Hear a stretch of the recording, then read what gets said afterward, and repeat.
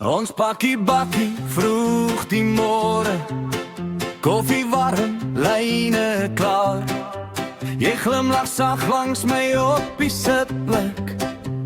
Ek weet is weer ons jaar. By die dam is alles rustig, voels wat sing en water stil.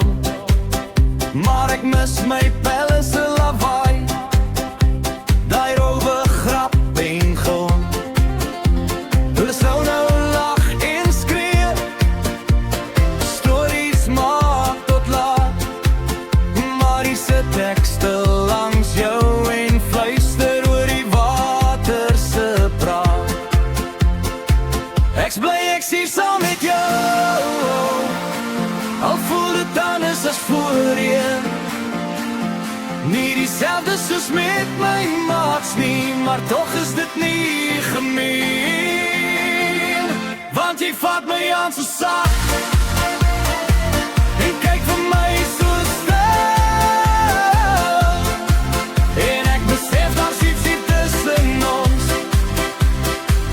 wat niemand anders kan vul.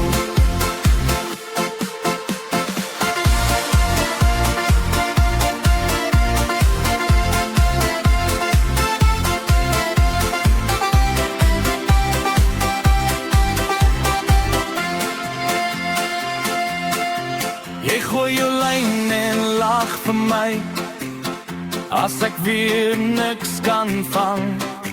Jy sê dis nie net oor die vis nie en trek my nader wang teen wang. My pelle sou dit nooit verstaan nie, hierdie stilte, hierdie rus. Hulle soek die jol en die lawaai, maar jy gee my meer as dit net ons. Ek's bly ek's hier saam met jou, al is dit nie soos met die span. Want as iets wat ek nou besef, wat ek net saam jou kan. Want as die son sak agter die bome en die vuur begin te brand, is daar een ding wat ek saam jou doen, wat ek nie saam my vriende kan. Ons lees saam stil in die tent vanaand.